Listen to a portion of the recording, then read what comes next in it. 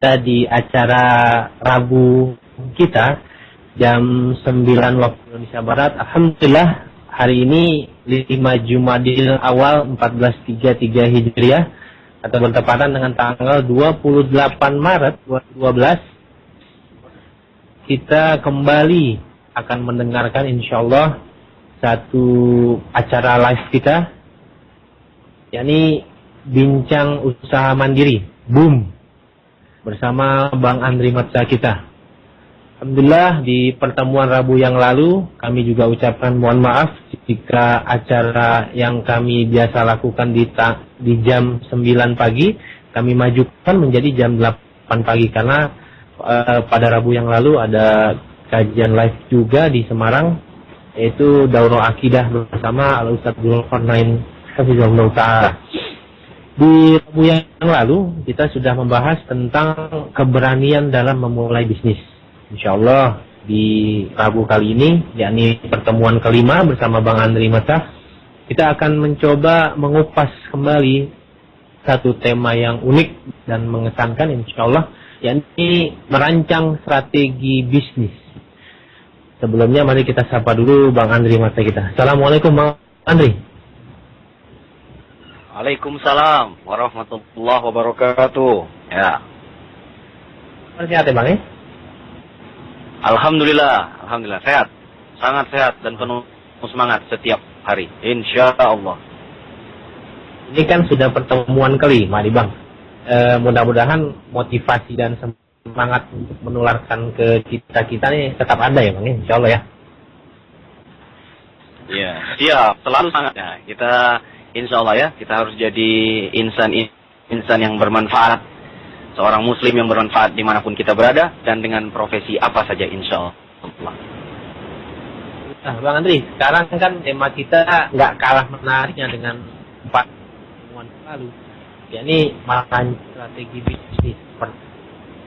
Ada sesuatu yang dirancang terkesan menjadikan sesuatu indah dan berkesan buat dilakukan gitu. Kalau sesuatu dan berkesan buat dilakukan, pengerjaannya pun semakin asik dalam menjalankannya, gitu Bang. Nah, coba Bang Andri mungkin bisa dahuluan seperti apa sih merancang sebuah bisnis itu Bang? Silakan Bang. Ya. Alhamdulillahirabbil alamin. Wassalatu wassalamu ala Rasulillah wa ala alihi wa ashabihi wa man tabi'ahum bi ihsan ila yaumiddin. Amma ba'du. Baik, segala puji hanya milik Allah Subhanahu wa taala. Kita berbahagia berkumpul lagi dengan pendengar Anas Radio pada pagi hari ini. Jadi setelah beberapa kali pertemuan, 4 kali pertemuan, kita sudah membahas secara sistematis. Jadi yang pertama kita mengubah mindset, cara berpikir kita, memasukkan paradigma yang positif dalam memulai berwirausaha. Lalu kita juga tambah dengan materi membangun kreativitas, mematahkan mitos-mitos, dan yang kemarin kita sudah bahas sedikit tentang keberanian di dalam memulai bisnis, walaupun agak sedikit terpotong ya. Jadi hari ini kita akan tambah dengan sesuatu yang insya Allah berharga dan bermanfaat, yaitu bagaimana strategi memulai usaha. Karena kalau kita sudah berani kita yang kita bahas di pertemuan yang lalu, berani yang kita inginkan di sini adalah berani yang calculated risk, ya gak? Jadi berani yang dihitung risikonya, ya gak? Tidak asal-asalan. Jadi tidak mati konyol kalau dalam bahasa Bang Andri. Tidak asal-asalan berani membuka usaha. Pokoknya saya berani. Ya enggak? Saya berani. Sekarang saya sudah semangat. Otak saya sudah kreatif. Mitos-mitos sudah tidak ada. Ya, semuanya sudah sangat mendukung. Saya segera membuka bisnis dimanapun kaki saya berada. Nah, ini perkataan seperti ini harus diikuti dengan penjelasan yang namanya bagaimana strategi yang baik memulai usaha. Jadi strategi memulai usaha, para pendengar Anas Radio, kaum muslimin, rahimani wa rahimakumullah, dimanapun Anda berada. Jadi ada urutannya, ya, berdasarkan praktek dari para pengusaha dan juga penjelasan dari para motivator-motivator bisnis. Nah, urutannya yang pertama, jadi bagi para pemulai atau pewirausaha di tingkat pemula, jadi ada 4 urutan bagaimana kita memulai usaha yang baik. Nah, urutan yang pertama adalah bagaimana kita memulai itu, satu ya, dari apa yang kita bisa. Nah, tolong dicatat, dari apa yang kita bisa. Jadi kalau dalam bahasa ininya,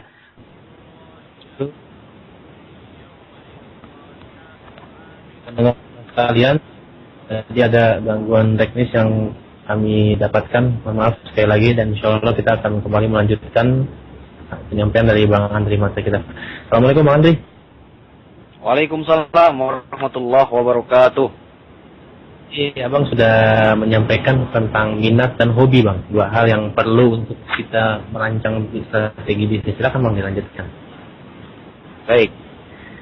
Jadi alhamdulillah para pendengar Anas Radio. Jadi kita ulangi lagi yang pertama tadi, memulai usaha itu mulailah dari apa yang kita bisa, kata para pengusaha. Di mana basicnya itu ada 2, minat dan hobi kita. Coba telitilah dari hobi kita yang kita miliki, ya nggak, pada diri kita, ada nggak kira-kira hobi kita itu yang punya peluang, ya nggak, dan prospek untuk kita jual, kira-kira begitu, ya nggak? Yang tentunya ya halal dan manfaat ya hobi itu ya. Nah, atau yang kedua, minat kita. Minat itu beda dengan hobi ya. Minat itu terkadang dia tidak dilakukan setiap hari kita, tetapi kita punya kesukaan pada hal sesuatu, ya nggak? Mungkin kita tidak punya keahlian di sana. Ya, jadi contohnya, nah, Bang Andri, ya Abu Umar, dulu saya punya usaha kedai ikan di awal karir membangun bisnis ketika masih kuliah. Nah, saya tidak bisa membakar ikan atau menggoreng ikan, masak itu ya, masya Allah ya. Ya, ada sedikit kekurangan dalam hal minat, ya maksudnya hobi, ya skill. Tetapi saya punya kesukaan yang sangat tinggi. Akhirnya di awal tahun 2000 atau 2001, ya enggak, saya membuka kedai ikan bakar dengan nama saya, persis di depan kampus Universitas Pajajaran di Kota Bandung, di Dipati Ukur waktu itu. Ya, nah ini contoh namanya minat. Jadi saya minat ke usaha ikan bakar, tetapi saya belum tentu saya bisa usaha ikan bakar tersebut. Maksudnya saya mampu menggoreng ikan bakar, ya enggak, atau membakar ikan bakar. Nah, ini namanya apa yang kita bisa. Lalu kalau kita sudah cek, ya enggak, minat dan hobi kita ternyata tidak punya, atau tidak bisa kita munculkan, maka kita maju kepada strategi yang kedua. Strategi yang kedua itu namanya market oriented. Ya enggak? Jadi orientasi pasar. Artinya kita melihat apa yang dibutuhkan oleh orang sekeliling kita. Jadi contoh misalnya begini, kita berada di wilayah kampus, ya enggak? Nah kita lihat, kira-kira teman-teman mahasiswa itu butuh apa sih? Ya enggak? Dalam kehidupan sehari-harinya, apakah butuh alat tulis kah? Atau butuh makanan kah? Atau butuh pulsa kah? Nah, di sini namanya kita melihat apa yang dibutuhkan oleh pasar. Nah, di setiap daerah tentu berbeda-beda kan? Berbeda antara Jakarta dengan Bandung, beda juga dengan di Makassar, beda juga dengan di Medan. Karena karakter kotanya berbeda-beda. Bisa jadi di suatu kelurahan, ya enggak, sukanya makan empek-empek, ya enggak, di suatu tempat tidak suka makan empek. Atau di suatu tempat suka makan ikan bakar, di satu tempat, di tempat yang lain, nah mungkin agak, ikan bakar agak kurang minatnya seperti itu, kurang prospeknya. Nah, ini yang disebut dengan apa yang dibutuhkan oleh orang lain di sekitar kita. Nah, ini kita harus jeli, karena di materi yang lalu kita sudah, membahas tentang kreatif dalam bisnis. Jadi, sering-seringlah kita melihat situasi di pasar, di tempat di mana kita berada. Ya, siapa tahu di tempat tersebut ada hal-hal yang bisa kita munculkan, kebutuhan orang-orang di daerah tersebut yang bisa kita jadikan usaha yang prospek bagi diri kita. Nah, kalau itu pun tidak bisa, strateginya yang ketiga, nah, kata para pengusaha, kita mulailah dari apa yang di sekitar kita ada. Nah, jadi kalau yang pertama, apa yang kita bisa, yang kedua, apa yang dibutuhkan orang lain, yang ketiga, apa yang di sekitar kita ada. Jadi kalau misalnya bisnis itu sebenarnya ya enggak, fondasinya dengan hanya memindahkan bisnis dari satu tempat ke tempat yang lain, itu sudah jadi usaha. Ya, hanya masalahnya berani atau tidak kan? Jadi apa yang di sekitar kita ada. Jadi misalnya Ya tadi, saya kasih contoh. Ya. Nah, apa yang ada di suatu kota di Jakarta, di Bandung tidak ada, kita tinggal pindahkan apa yang ada di Jakarta itu kita pindahkan ke Bandung. Ya. Nah, lalu apa yang ada di Bandung yang di Jakarta tidak ada misalnya, ya, kita pindahkan aja, ya nggak? Barang atau jasa tersebut, ya nggak? Yang unik dan kreatif tersebut dari Bandung, yang menuju ke atau yang ketiga ini pun ternyata kita tidak mampu, maka kata para pengusaha, strategi yang terakhir adalah kita memulai usaha dengan siapa yang di sekitar kita bisa. Jadi bukan apa yang ada, tapi siapa yang sekitar kita bisa. Jadi sebenarnya kita ini sudah bingung. Saya ini tidak punya skill, ya enggak. Mungkin saya ini tidak bisa melihat kebutuhan orang lain, ya enggak. Juga tidak bisa memindahkan barang yang ada. Nah, akhirnya kita melihat siapa yang di sekitar kita bisa. Nah, siapa yang di sekitar kita bisa ini bahasa bisnisnya aliansi strategis. Jadi kita bersinergi. Nah, tetapi yang nomor 4 ini, ya enggak, strategi memulai usaha yang keempat ini, nah kita harus banyak bergaul ya, membuka wawasan ya, kepada orang-orang yang ada di sekitar kita dan di berbagai tempat. Karena misalnya kita tidak mampu sesuatu, bisa jadi ya, kita pengen punya usaha potong rambut, ya enggak. Tetapi kita tidak bisa potong rambut, makanya kita harus melihat, ya enggak, mencari orang, bermitra dengan orang yang bisa Yang bisa memotong rambut. Nah, inilah awal ya, bagaimana strategi memulai usaha sebagai pemancing para pendengar Anas Radio. Nanti kalau ada yang mau ditanyakan, boleh kita dialogkan di Anas Radio ini. Begitu, Abu Zur'ah.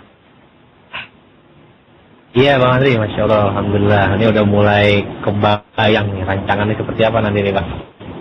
Ya, Bang Andri, ada pertanyaan nih Bang. Dari Kusuma Hakim di Jakarta.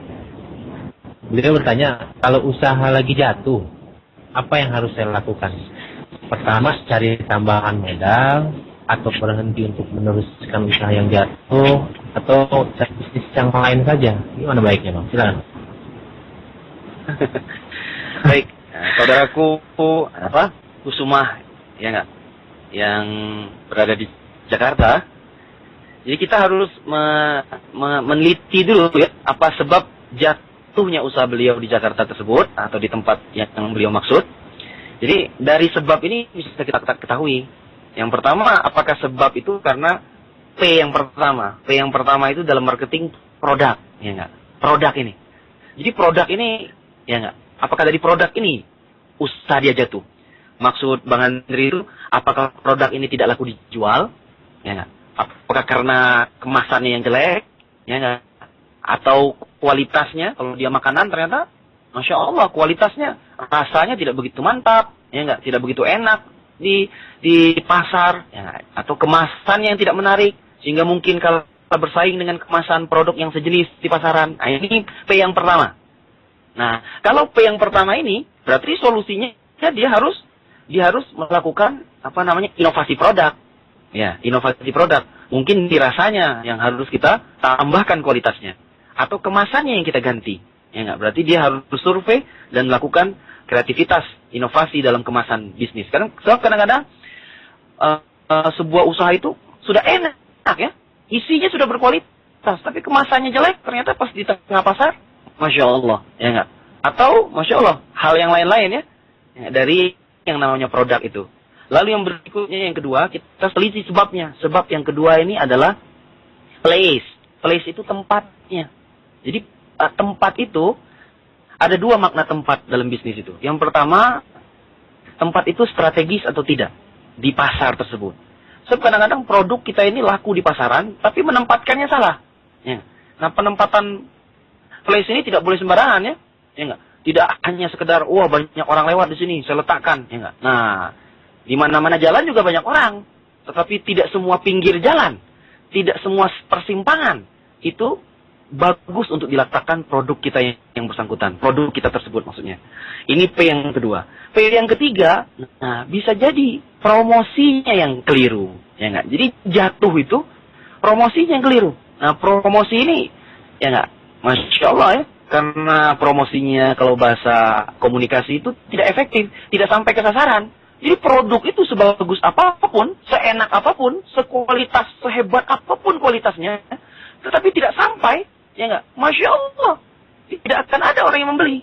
Ya sama juga dengan kita melakukan event atau pengajian. Ya, kita buat pengajian besar-besaran, tapi tidak dipromosikan dengan baik. Ya, tidak efektif komunikasinya, maka yang hadir pun sedikit. Bahkan mungkin di satu tempat kita membuat ceramah atau pengajian itu ada masyarakat yang tidak tahu. Kenapa? Karena promosinya yang kurang efektif.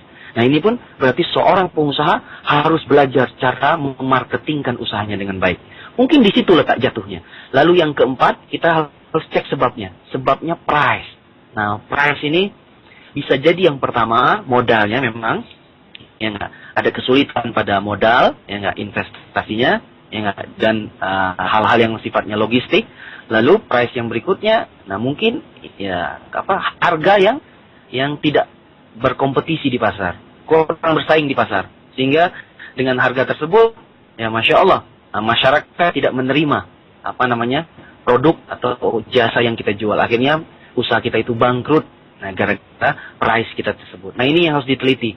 Jadi dari 4 ini kita bisa menentukan bagaimana kita membuat solusi dalam membangkitkan usahanya. Ya enggak? Nah kalau 4 ini ya, tetapi kalau ternyata masalahnya ada pada diri kita, ya enggak, masalah mentalitas, masalah kurang semangat, masalah banyak alasan, ya enggak, yang abang bilang blame tadi, blame, excuse, dan justify, ya enggak, blame itu suka menyalahkan orang, ya enggak, atau excuse, ya suka membuat alasan, wah saya ini nggak bisa usaha, bangkrut usaha saya karena saya ini tidak semangat berbisnis. Nah ini berarti masalahnya bukan 4P tadi, tetapi masalahnya adalah jiwanya, hatinya, dan pikirannya yang harus kalau bahasa kita itu dicuci terlebih dahulu.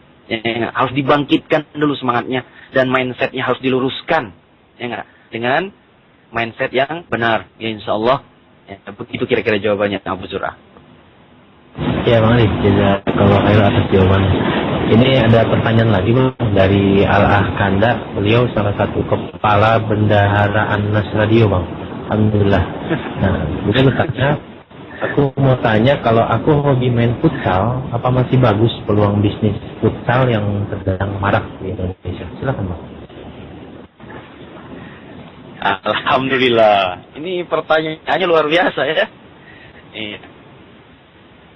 Kalau bisa tadi kita hubungkan dengan strategi ya tentu cocok sekali. Jadi masuk pada strategi pertama. Jadi apa yang kita bisa? Apa yang kita bisa kan tadi yang pertama hobi. Nah ternyata kalau kita cek bersama, ya saudaraku ini, Kanda ini, ya masya Allah dia punya hobi bermain futsal dan punya keahlian. Jadi strategi level pertama ini masuk sekali.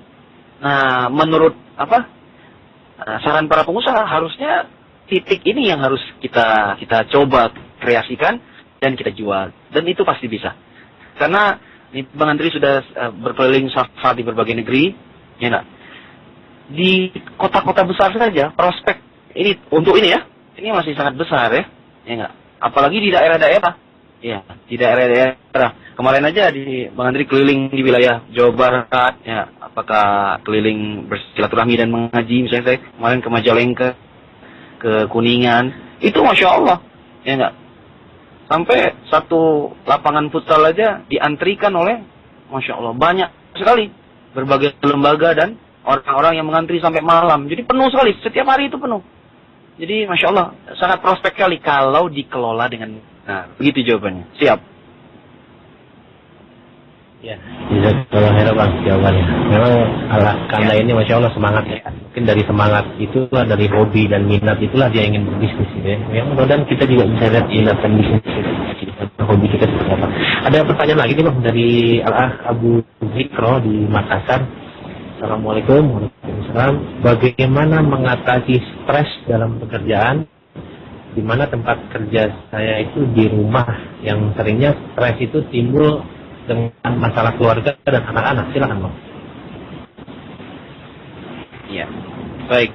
Ya, saudaraku Al-Ah Abu Zikro di Makassar ini pendengar setia Nas Radio ya. Jadi kalau dalam istilah para motivasi, ilmu motivasi, stressing itu beda ya dengan konflik ya. Jadi stressing itu dalam istilah kami para motivator, itu munculnya biasanya dari dalam. Ya nggak? Jadi tidak ada hubungannya sebenarnya dengan orang lain. Ya nggak? Beda dengan konflik. Konflik itu terjadi disebabkan karena dia berhubungan, berkomunikasi dengan orang lain. Tetapi kalau stressing ini, sebenarnya ini adalah soal bagaimana kita mengelola pikiran, ya nggak, dan mengelola hati. Jadi stres ini bisa terjadi karena, masya Allah ya, banyaknya tekanan-tekanan, ya nggak, penumpukan pikiran yang terjadi pada kepala kita, ya nggak. Nah, kalau hubungannya dengan bisnis, kalau menurut Bang Andri selama berpengalaman menjadi motivator, sering banyak orang berkonsultasi dalam masalah bisnis, memang ini sebaiknya dipecahkan satu persatu ya. Jadi seperti jarum yang benang yang sudah kusut, ini harus dikeluarkan satu persatu. Tidak bisa kita dipecahkan langsung bersamaan. Jadi dipecahkan satu persatu. Ya. Bisa jadi misalnya stresnya karena masalah keluarga. Memang masalah keluarga ini kadang-kadang halnya sepele ya. Tapi kita berbisnis, beraktivitas, menuntut ilmu dan yang sebagainya, itu sedikit banyak yang sangat berpengaruh yang namanya dukungan keluarga. Apakah keluarga itu istri, anak, suami, ya mertua atau orang tua, ataupun siapa yang menjadi anggota keluarga kita. Nah, ini misalnya yang sepele. Yang berikutnya kalau dalam soal bisnis, sama hal-hal yang kecil. Ya, hal-hal yang kecil misalnya karyawan, ya, atau modal, atau organisasi, atau manajemen, atau keuangan. Nah, ini semuanya harus dipecahkan secara satu persatu. Jadi tidak bisa ya, stressing seperti ini kita pecahkan langsung secara bersamaan. Dan saya menyarankan sepertinya kita harus banyak belajar ya, memanage ya, waktu kita untuk memecahkan hal-hal yang sangat penting dalam kehidupan kita, termasuk bisnis. Begitu kira-kira. Saya Bang Andri atas jawabannya. Ada lagi pertanyaan yang nggak kalah menarik nih Bang. Dari Abu Khadijah di Tebet. Saya yakin dan percaya setiap bisnis pasti mampu menghasilkan dan ada celah yang bisa dimanfaatkan menjadi uang. Pertanyaannya, tapi apakah harus mencoba segala macam bidang bisnis jika tidak berhasil di satu bisnis? Baik. Jadi saudaraku Abu Khadijah di Tebet, Abu Khadijah, perkataan kita itu kalau bisa jangan pakai tapi ya. Iya. Karena otak kecil itu dia akan menolak kalau pakai kata tapi. Jadi misalnya kita mengatakan, saya yakin, saya pasti bisa sukses. Tapi modalnya tidak ada. Nah, perkataan begitu, perkataan tapi modalnya tidak ada, itu akan merusak perkataan yang pertama. Kalimat yang pertama. Ini kaidah dalam otak kecil. Ya, makanya hati-hati kita dalam berkata-kata. Nah, namun saya ingin menjelaskan tadi betul, jadi apa yang dikatakan saudara kita. Jadi semua bisnis itu berprospek. Ya enggak? Semua bisnis itu bisa untung dan semua bisnis itu bisa rugi. Bisnis apapun, ya enggak? Dari yang paling kecil, ya, seperti jarum pentul, korek api, sampai yang paling besar, bisnis pertambangan dan yang sebagainya. Ya, itu semuanya bisa untung dan semuanya bisa rugi. Nah, yang harus kita lakukan, kita memulai yang kita bisa ini, syaratnya dia harus fokus. Harus fokus. Jadi mulailah dari apa yang kita bisa itu, urutan memulai usaha itu, pilihlah satu yang paling kita sukai, ya enggak? Yang paling kita inginkan untuk kita buka. Ya. Jadi kalau kita ingin itu banyak. Jadi Bang Andri juga kalau disuruh menuliskan apa yang ingin Anda buka dalam usaha, banyak sekali, bisa 10, bisa 20. Tetapi apakah memulai itu langsung 20? Tidak. Karena kita lihat, ya, kebanyakan para pengusaha, atau bahkan kebanyakan dari mereka, semuanya, itu tetap memulainya dari satu. Ya. Kita ambil contoh, siapa aja yang kita ambil contoh pertama? Ya nggak? Kita ambil contoh Bob Sadino, ya nggak? Yang hari ini punya banyak bisnis, ya nggak? Tapi mulainya, kita tahu, dari yang namanya telur ayam. Ya, mulainya dari satu ya. Jadi mulainya itu nggak banyak. Ya, kita ambil lagi contohnya Bapak Hairul Tanjung. Contohnya, kita ambil contoh aja ya, Muslim ini. Ya enggak? Sekarang punya banyak bisnis, A, B, C, D, puluhan dia bisnis. Pertamanya dari apa? Pertamanya dari menjual alat-alat kedokteran gigi, ya enggak? Begitu. Begitu juga pebisnis seperti Lim Sio Leong. yang hari ini perusahaannya bukan hanya ada di Indonesia, ada di Afrika dan ada di Amerika. Ya nggak? Apa usaha pertama Lim Sio Liong itu? Ya nggak? Pertama kali merantau dari Cina sampai Surabaya, terdampar di pelabuhan Surabaya, ya nggak? Lalu bertemu kakaknya, ya nggak? Sampai ke kota Kudus. Apa yang dijual oleh Lim Sio Liong konglomerat ini? Kalau itu kita dia langsung jual Indo? Tidak, dijual kerupuk sama tahu di kota Kudus. Ya saudara-saudaraku, para pendengar anak radio. Jadi mulai dari satu dulu, ya enggak? Nah, ginilah kira-kira. Jadi apa yang kita bisa, ya enggak? Nah, kita pilih dari hal yang kita bisa itu, yang kita sukai itu satu, lalu kita buka. Nah, ya, begitu kira-kira jawabannya. Baik Bang, Jazakallahu khairan atas jawabannya. Ada lagi pertanyaan dari Ahmad di Bekasi. Afwan, Ana mau bertanya, untuk buka usaha toko, bagaimana cara mencari supplier barang agar mau menitipkan barang-barangnya dijual di tempat kita? Mungkin sepertinya sistem kombinasi gitu Bang. Kita ingin cari supplier, gimana caranya? Sekarang. Iya, Masya Allah ya. Alhamdulillah, Ahmad dari Bekasi. Jadi memang, kita mencari supplier itu, banyak teori, banyak cara yang bisa dipakai, tapi inti dari semua teori dan teknik bagaimana mencari supplier itu adalah kita dengan memulainya, ya, dengan kalau bahasa kita ya dengan mencobanya. Karena memang untuk mencari supplier yang betul-betul bisa dipercaya, karena kita baru memulai usaha ya, itu agak ya ada kesulitan ya, karena Masya Allah di lapangan ini ya, yang namanya supplier itu banyak jenis dan karakternya. Jadi kalau bisa, cobalah satu persatu. Kadang-kadang dari pengalaman kita menjual itu, kita akan mendapatkan sesuatu yang lebih baik. Jadi misalnya, ini Bang Andri ambil contoh. Saya aja berwirausaha, saya menjual, membuka toko alat tulis. Ya enggak? Ketika 7-8 tahun yang lalu, saya membuka toko alat tulis, saya mencari supplier. Ya enggak? Nah, saya cari supplier. Nah, cari supplier itu biasanya, saya mendapatkannya hasil rekomendasi dari orang. Nah, biasanya kan begini kan, ya kita mendapatkan supplier itu rekomendasi. Ya, apakah rekomendasi saudara kita, ya, kenalan kita, guru kita, dan yang lain sebagainya. Nah, hasil rekomendasi itu kita follow up. Lalu kita menjadikanlah dia supplier. Ya. Nah, kalau saran Bang Andri, memang selama kita menjadikan orang yang sudah kita dapatkan untuk menjadi supplier, kita juga terus mencari.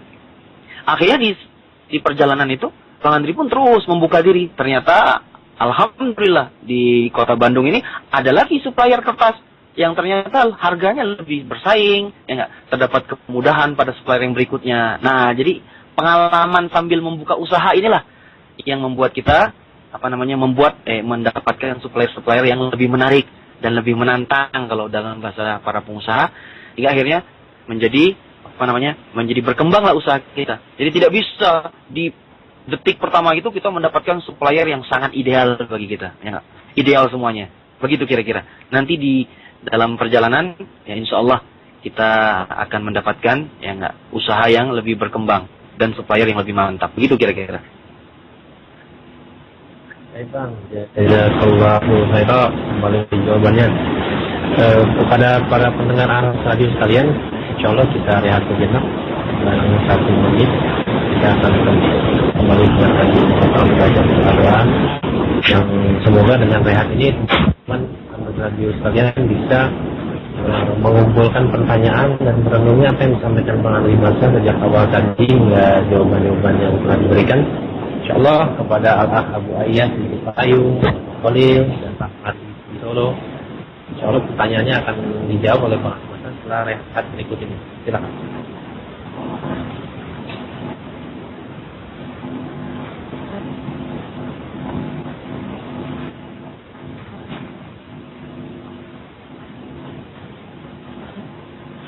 Ya baik, alhamdulillah para pendengar Anas Radio kalian, insyaallah kita kembali di pertemuan Boom kali ini di tema merancang bisnis bersama Bang Andri Masa.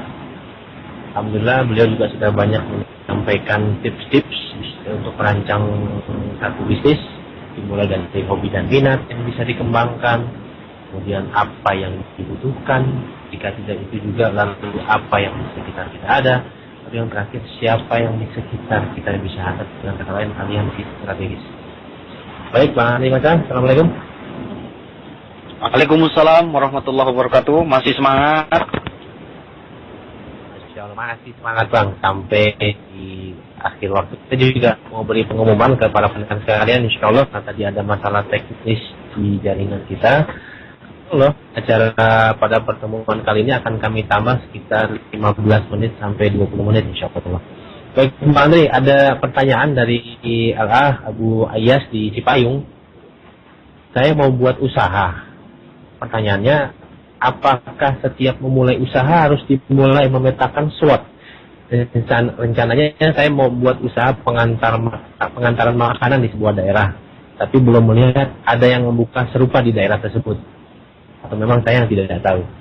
Apa harus saya mencari pesaing saya sebelum membuka usaha itu? Nah, silakan, Bang. Ya, alhamdulillah. Jadi saudaraku Abu Ayas di Cipayung. Ya. Nah, Masya Allah ya, di pertemuan yang lalu Bang Andri Abu Umar sudah menyebutkan soal yang namanya perencanaan. Jadi memang kalau kita gagal berencana, maka sama dengan gagal. Jadi perencanaan itu harus dipersiapkan apa ya? Nah, kalau kita mampu, ya enggak, maksudnya kita punya kemampuan ya, punya kapabilitas untuk menganalisa atau membuat SWOT dalam usaha kita, Masya Allah, itu sebuah keutamaan pada diri Anda dan pada usaha kita. Jadi kenapa tidak kita lakukan? Karena saya pun dan banyak para pengusaha pun melakukan hal yang sama. Ya, kalau dia punya kemampuan. Kalau dia tidak punya kemampuan, ini lain lagi permasalahannya. Mungkin kita bisa minta bantu dengan saudara kita yang punya kemampuan, ya, kaum muslimin yang lain yang bisa memberi manfaat pada diri kita untuk menganalisa usaha kita. Apakah itu konsultan bisnis kah, para motivator bisnis kah, atau kita punya teman pengusaha yang bisa menganalisa usaha kita. Jadi SWOT itu, Masya Allah ya, sebuah keutamaan yang sangat penting sebelum kita memulai usaha. Jadi kita melihat strength, ya enggak, kelebihan usaha kita, ya enggak. Nah, lalu kita melihat juga weakness-nya, kelemahannya, ya enggak, opportunity-nya, dan juga treatment-nya, halangan-halangannya, dan kemungkinan peluangnya. Berarti, kalau kita ingin melakukan SWOT, ya, sebelum kita memulai usaha, berarti kita harus banyak survei terlebih dahulu. Ya, survei pada barang yang ingin kita jual, barang yang sejenis dengan yang kita ingin jual, dan yang kedua, para pengusaha, si penjual tersebut. Dan itu, Masya Allah, tidak mengapa ya, tidak mengapa. Ya, jadi misalnya kita pengen bikin soto ayam di sebuah tempat, ya, kenapa tidak kita tanya? Misalnya kita punya di tempat tersebut ada di sebelah-sebelahnya para penjual soto ayamnya, kita bergaul, kita tanya, Bapak, Assalamualaikum, apa kabar? Ya, bagaimana Bapak bisnisnya? Masya Allah, sudah berapa tahun Bapak buka usaha soto ayam di sini? Bagaimana ceritanya, pengalaman Bapak? Ya, sejam 2 jam sambil makan soto ayam beliau, kita mengajak ngobrol dengan beliau. Dan bukan hanya satu penjual soto ayam, juga penjual soto ayam yang lain. Sehingga kreativitas itu terbuka, semakin bertambah. Karena kita mengumpulkan banyak input untuk otak kita, sehingga kita punya ide yang betul-betul terukur untuk memulai bisnis kita. Apa yang kita bisa tadi. Begitu kira-kira. Jadi jangan ragu-ragu, silakan SWOT itu dilakukan. Lalu, faedah dari SWOT ini, kita kan juga ingin mencegah ya, agar tidak terjadi hal-hal yang kita tidak inginkan, ya. Misalnya kita tidak melakukan SWOT, kita asal membuka bisnis, ya, ternyata kita membuat harga yang Masya Allah merugikan kaum muslimin di pasar, ya, karena kita asal-asalan, ya. Semua teman-teman kita para penjual kaum muslimin di suatu tempat di sebuah desa atau kelurahan menjual soto ayam semua dengan harga sekitar 9.000, 10.000. Ya, lalu dengan seenaknya, tanpa kita analisa, ya enggak, tanpa kita sowan, Masya Allah, tiba-tiba kita seenaknya membuat harga 5.000 perak.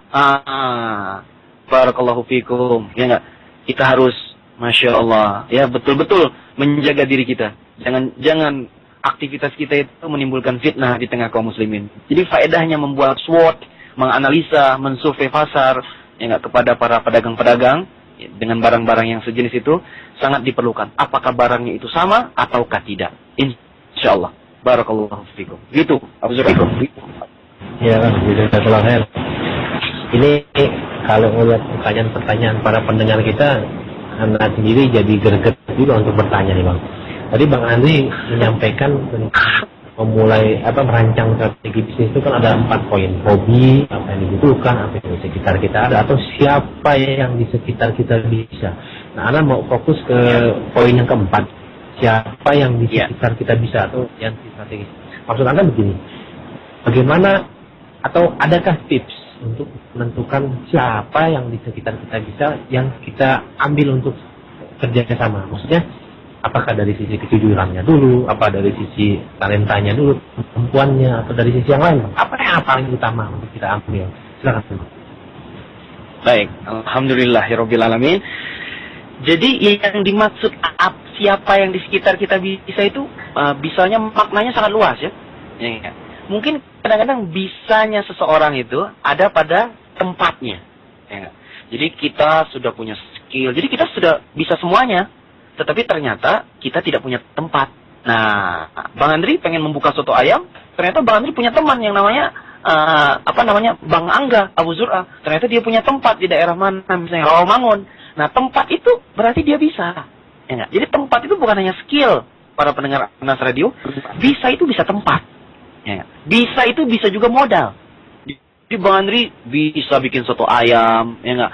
Alat-alatnya sudah ada, ya enggak? Perencanaannya sudah mantap. Ternyata Masya Allah kurang modal. Dan ternyata setelah dicek, saya punya sahabat yang Masya Allah, yang dermawan, namanya Abu Zur'ah. Dia punya modal. Dan kita bisa lobby-lobby sama beliau untuk bermitra. Nah, siapa yang di sekitar kita bisa? Begitu kira-kira. Jadi bisa itu bukan hanya skill para pendengar Anas Radio, bisa modal, bisa tempat, ya enggak? Bisa juga ide, ya enggak? Ide bisnis, ya enggak? Bisa juga kemampuan membuat kreasi dalam bisnis, dan juga bisa ya tenaganya. Jadi misalnya dulu Bang Andri membuat tambal ban, ya. Ternyata yang Bang Andri tidak punya adalah karyawannya. Nah, karyawan itu kan berarti kita mencari. Nah, ternyata kita dapat orang yang ternyata punya skill menambal ban dan mengelola yang namanya tambal ban. Nah, itu bisanya itu banyak.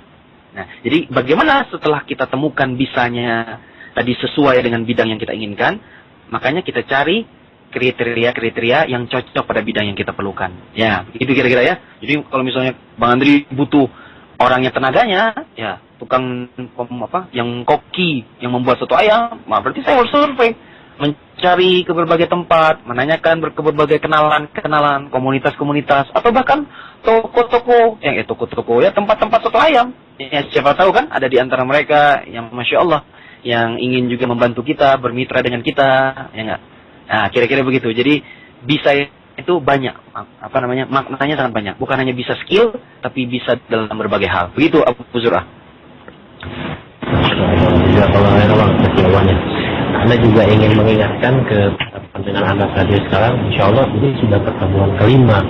Harusnya teman-teman atau sahabat-sahabat Anda radio sekalian itu sudah mulai, kalau boleh kita bahasakan, mulai merinding dan gemetar untuk memulai bisnis mandiri. Karena memang tujuan kita mengadakan acara boom ini adalah memotivasi teman-teman yang ada kekhawatiran mitos, ada kekhawatiran dengan semangat, kekhawatiran dengan kreativitas, kekhawatiran dengan strategi, itu insya Allah pelan-pelan akan kita patahkan semuanya itu, insya Allah. Ada pertanyaan lagi Bang dari Akhrian di Kelapa Gading. Ketika usaha sudah mulai berkembang, terkadang harus memikirkan asuransi pegawai, pajak yang besar, interaksi dengan bank dan lain-lain. Nah, bagaimana cara kita untuk menghindari hal-hal ini mengingat sudah berbenturan dengan agama? Silakan. Ya, Masya Allah ya. Jadi, alhamdulillah, Ahrian di Kelapa Gading. Jadi kita harus punya kemampuan kepemimpinan ya, dan kemampuan komunikasi untuk meyakinkan dan mengkomunikasikan apa yang kita yakini. Ya, jadi kita kan sebagai pemimpin bisnis, ya, pemilik bisnis, ya seperti Anda dan saya juga, ya, bagaimana meyakinkan tim kita, para karyawan kita. Jadi seorang pemilik bisnis, pengusaha itu tidak hanya sekedar punya kemampuan membuat bisnis, ya enggak, atau mengorganisasikan usahanya saja, tapi dia juga harus punya kemampuan leadership, ya enggak? Kemampuan leadership. Yang inti dari leadership itu adalah kemampuan mempengaruhi orang lain, ya enggak? Dan kemampuan komunikasi, ya, untuk juga menjelaskan apa yang kita yakini, ya enggak, dalam pemahaman-pemahaman agama kita, untuk kita tularkan, ya, untuk kita tularkan kepada karyawan-karyawan kita. Dan ini Masya Allah, ya, jawabannya kita harus belajar ya, bagaimana cara mengkomunikasikan kepada karyawan-karyawan yang ada di bawah kita.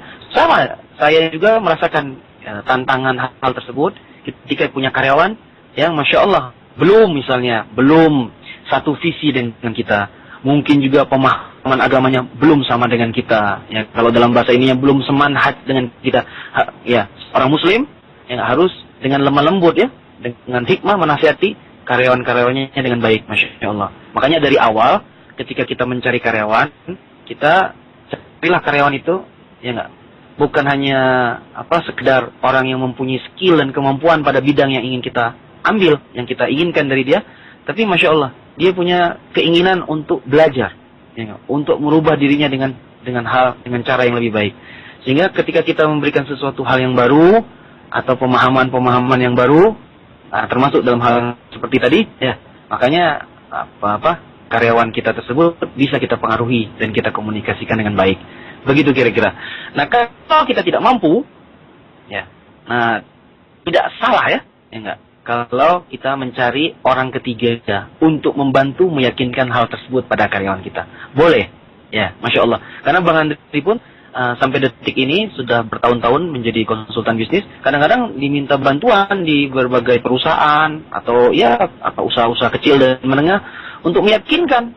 Ya, kadang-kadang yang namanya pegawai itu macam-macam ya, bukan hanya visi agama, tapi Masya Allah dalam hal sikap aja masih banyak yang harus dirubah, yang diperbaiki. Ya, apakah itu soal kedisiplinannya, soal kemalasannya, soal karakternya, ya, Masya Allah. Nah, lebih-lebih lagi soal agama, ini subhanallah tanggung jawab yang sangat besar bagi seorang pemimpin usaha atau pemilik usaha. Begitu kira-kira. Baik, jazakallahu khairan atas pertanyaan. Ada jawabannya. Ini ada pertanyaan lagi dari Ukaini di Jakarta Timur. Ukaini, saya mau bertanya, kenapa setiap mau mulai usaha saya selalu ragu dan takut tidak laku? Tolong kasih tips memulai usaha supaya mantap menjalani usaha itu agar keraguan dan ketakutan usaha itu tidak lagi ada. Terima kasih. Ya, selamat. Ya, alhamdulillahirabbil alamin ya. Masya Allah. Jadi ragu itu kan ya penyebabnya sangat banyak ya. Ya. Tapi yang paling mempengaruhi biasanya apa yang seseorang itu yakini dalam hidupnya. Masya Allah. Nah, jadi kalau saran Bang Andri kepada siapapun, termasuk Ibu Kaini ini dari Jakarta, yang pertama sebaiknya kita mempelajari hal-hal yang penting dalam kehidupan kita, ya, biar kita bertambah yakin, ya enggak. Nah, kalau kita merasa kurang yakin, ya enggak, dengan hati kita, coba tambahkan pembelajaran agama kita. Insya Allah ya, harusnya orang yang seorang Muslim yang berakidah yang benar, ya enggak, harusnya ini ya enggak. Jadi kalau seorang Muslim yang dia berakidah yang benar, yang lurus, ya enggak, harusnya adalah orang yang penuh percaya diri, Betul tidak kira-kira para pendengar Anas Radio? Masa kita pakai logika aja? Masa ya orang Jepang, orang Cina, orang Rusia, ya enggak, yang tidak bertuhan saja, ya enggak, yang Tuhannya itu matahari, itu lebih pede dari kita.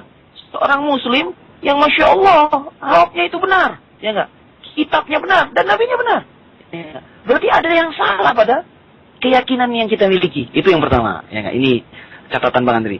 Lalu yang kedua, makanya kita harus banyak belajar. Nah, yang kedua, kalau masih ada keraguan-keraguan, coba ibu cari pembimbing, ya enggak, atau sahabat yang sama dengan kita keyakinannya dan semangatnya. Karena memang semangat itu dalam itu motivasi dia seperti penyakit yang menular. Ya.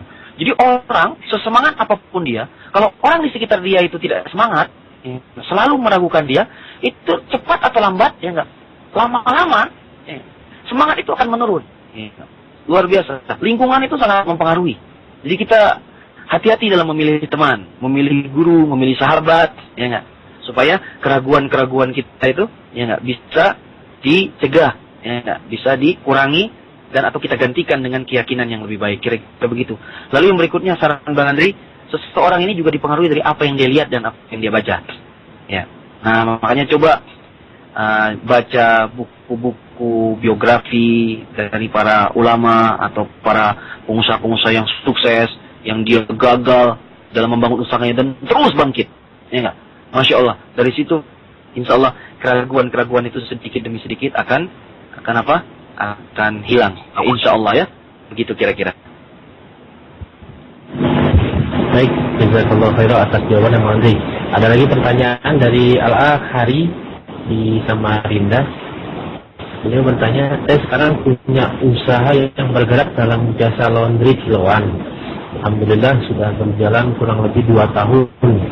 Namun minggu-minggu ini omset kami berkurang. Mohon nasihat Bang Andri, apakah ada tips untuk meningkatkan omset kami di mana sekarang memang sudah menjamur usaha jasa laundry seperti itu? Silakan Bang. Baik. Jadi Al-Ah Hari di Samarinda, ini laundry ini memang sesuatu yang hari di berbagai tempat ya.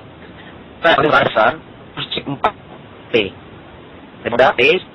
Price dan promotion. Tapi kira-kira kalau bisnis laundry ini, ya, coba diperbaiki dulu promosinya.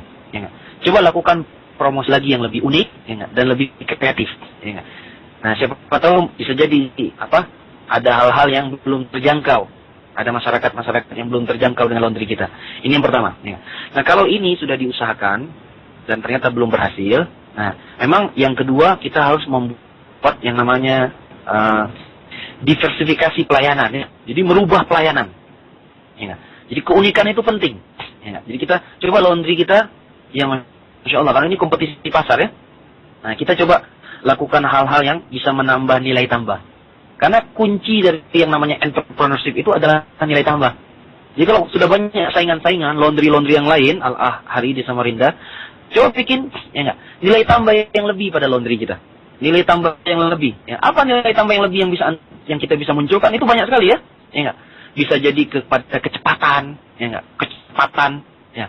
Misalnya distribusinya yang cepat, tepat waktu, ya enggak? Lalu kita ambil, ya enggak? Kita antar, ya enggak? Terus ketepatan waktunya, ya subhanallah. Nah, ini hal-hal yang bisa kita coba ciptakan menjadi nilai tambah bagi kita. Atau Masya Allah, kita membuat nilai tambah yang lain. Ya, misalnya kita coba kalau laundry, ibu laundrynya 5 kilo gratis 1 kilo. Nah, kan begitu kan? Itu kan namanya nilai tambah. Jadi insya Allah orang akan nilai tambah yang unik dan kreatif. Ya, selama Masya Allah ya ada mengandung kebaikan di sana, tidak apa-apa kita munculkan, ya enggak. Mungkin ditambah dengan ada hal-hal yang lain, ya enggak. Misalnya memberi hadiah, ya kalau sudah, ya enggak, 7 kali, ya enggak, 8 kali misalnya melondri di tempat saya, Masya Allah akan gratis 3 kali, misalnya kayak gitu kan, Masya Allah. Atau diberi hadiah apa, ya ini kan hal-hal yang unik yang bisa kita tambah dalam yang namanya promosi. Dan itu Masya Allah mengandung banyak kebaikan. Kira-kira begitu, ya. Baik, jazakallahu. Nah, ini ada pertanyaan, mungkin pertanyaan penghujung acara nih sebetulnya. Pertanyaan dari sang moderator sendiri. Anda bertanya Bang, dari tadi kembali lagi dari yang 4 hal yang bisa memulai strategi bisnis. Untuk yang pertama, yaitu hobi dan minat yang dikembangkan. Pertanyaan Anda satu, mungkinkah seseorang itu tidak memiliki hobi dan minat? Lalu bagaimana dia memulai bisnis tanpa hobi dan minat itu? Artinya hobi dan minat saja tidak punya, lalu dia apalagi bisa bergaul dengan orang lain untuk mendapatkan orang yang mampu tadi, atau apa yang di sekitar kita juga dia tidak tahu, lalu yang dibutuhkan juga dia bingung gitu. Hobi dan minat pun tidak ada. Bagaimana untuk menjawabnya ini semua? Nah, ya Masya Allah. Baik, jadi sebenarnya ini jawabannya bisa dipandang dari dua sisi ya, ya enggak. Sisi yang pertama, ya enggak. Sisi yang pertama, kalau ditilik-tilik, ya, kalau kita selidiki, ya enggak, apakah seseorang itu punya hobi atau minat? Apakah dia mengatakan hobi dan minatnya itu tidak ada? Rasa-rasanya tidak mungkin ya, ya enggak. Insya Allah yang namanya manusia itu kan punya minat pada sesuatu, ya enggak. Kalaupun dia mengatakan saya tidak punya minat itu bisa dibangkitkan kan, ya enggak. Subhanallah, kalau kita makan, kita kan makan setiap hari. Bayangkan kalau kita makan, saya tidak punya minat, ya kayaknya dia tidak bisa makan ya. Nasi tidak minat, tahu tidak minat, kerupuk tidak minat, minum tidak minat. Ya kayaknya tidak mungkin. Insya Allah dia akan, ya nggak bisa minat itu dimunculkan. Nah ini kan sekedar strategi. Minat yang dimaksud itu, ya jika ternyata minat yang dia inginkan untuk membuka itu dia tidak ada. Jadi maksud ini bukan tidak ada sama sekali. Mungkin agak kurang minatnya. Contoh begini, ya nggak? Jadi misalnya Bang Andri dulu ketika memulai usaha, saya diajak, ayo Bang Andri kita usaha jual pempek, ya nggak? Ya nggak? Nah, Bang Andri bilang, maaf ya, saya tidak berminat. Nah, tidak berminat di sini itu bukan berarti minat itu tidak ada sama sekali. Mungkin dia kurang minatnya sama pempek. Oh, saya minatnya itu kayaknya lebih enaknya jualnya tadi ikan bakar, ya nggak? Gitu maksudnya. Jadi bukan minat seseorang itu tidak ada sama sekali. Insya Allah, kalau setiap muslim ini dimotivasi dengan baik, ya nggak? Mindsetnya sudah positif semuanya, para pendengar Anas Radio, Bang Andri yakin, insya Allah kita bisa membuka bisnis, dan saya lebih yakin lagi kita bisa memulai bisnis dari minat dan bisa kita masing-masing. Begitu kira-kira Abu Zur'ah. Masya Allah, Alhamdulillah. Karena gembiranya bukan main, karena dua pertanyaan akan terjawab, dan Alhamdulillah semua pertanyaan yang masuk ke kita terjawab. Alhamdulillah, jazakallahu khairan. Mungkin untuk menutup pertemuan kali ini, silakan ada tips-tips menarik. Masya Allah. Baik ya, jadi Alhamdulillah pada hari ini kita sudah menyelesaikan strategi memulai usaha, dan insya Allah judul Rabu yang akan datang setelah strategi memulai usaha, Bang Andri akan kasih ilmu, share, judulnya strategi memilih usahanya. Nah, jadi memilih itu juga nggak boleh sembarangan ya, memilih barang itu nggak boleh sembarangan. Nah, insya Allah tunggu. Ya, di pekan yang akan datang, bagaimana memilih barang-barang yang menarik, bagaimana memilih jasa-jasa dan usaha-usaha yang menarik. Jadi saya berpesan, saya berwasiat dari strategi memulai usaha. Sesungguhnya 4 strategi memulai usaha itu cuma sistematika saja. Dan kalau kita tilik-tilik, orang yang termotivasi dalam bisnis, orang yang sukses itu selalu punya kelebihan cara, ya enggak? Dia selalu mempunyai banyak cara untuk memulai bisnis, tidak hanya dengan satu cara. Dan beda dengan orang gagal. Kalau orang gagal itu selalu memiliki kelebihan alasan.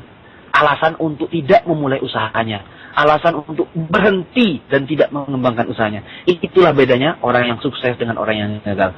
Mudah-mudahan ya kita semua pendengar-pendengar Anas Radio kaum muslimin, ya enggak, di atas sunnah ini kita bisa memulai usaha kita dengan sebaik-baiknya, dan jangan lupa apa yang sudah kita ketahui ini dipraktekkan. Karena ingat motto kita, knowledge is nothing, applying what you know is everything.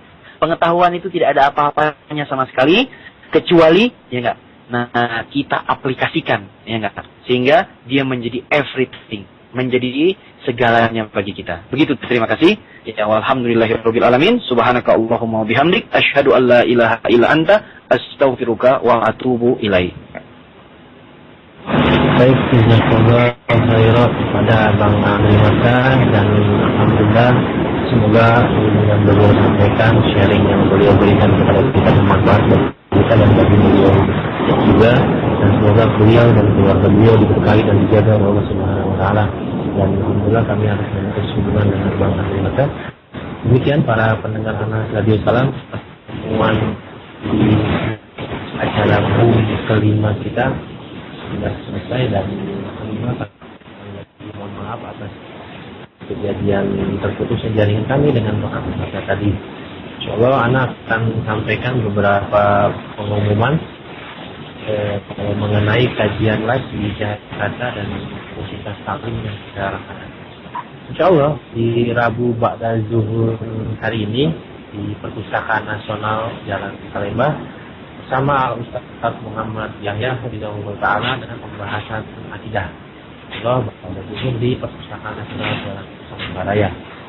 Kemudian pengumuman yang kedua, insyaallah panitia kajian Ahlus Sunnah Jakarta dan Yayasan Al-Muhajirin wal Ansor insyaallah akan kembali mengadakan daurah tabligh akbar, tapi untuk kali ini agak unik. Ini kajian interaktif, tema hutang piutang hukum dan adab. Dan ini terbuka untuk umum dan gratis. disampaikan oleh Al Ustaz Abu Abdurrahman Yunus. Beliau adalah alumni Jamiah Al-Azhariyah Pakistan, dan beliau juga mudir Mahat Al-Ihsan di Goa, Sulawesi Selatan. Uniknya kajian hari Sabtu esok akan ada moderator. Ini Ustaz Istialeta, dan kajian ini juga dibuat interaktif. Saya jawab langsung ditanyakan kepada pemateri melalui moderator. Insyaallah kajian ini akan dilaksanakan di Masjid Al-Faidhisom, Sudirman, Jakarta pada hari Sabtu tanggal 31 Maret 2012 pukul 9 sampai dengan selesai. Insyaallah untuk lebih lanjutnya bisa ditanyakan ke Komite kami melalui radio.com. Demikian para pendengar Anas Radio sekalian, mohon maaf jika ada yang salah dari kami, yang benar-benar datang dari Allah Subhanahu wa taala, dan segala kebaikan dan kemudahan yang bisa kita dapatkan untuk melaksanakan acara pada kesempatan hari ini itu datangnya dari kawan Allah Subhanahu wa taala. Demikian, maaf sekali lagi jika ada yang salah. Kami tutup dengan doa kepada majelis. Subhanaka Allahumma wa bihamdika, asyhadu an la ilaha illa anta, astaghfiruka wa atubu ilaik. Assalamualaikum warahmatullahi wabarakatuh.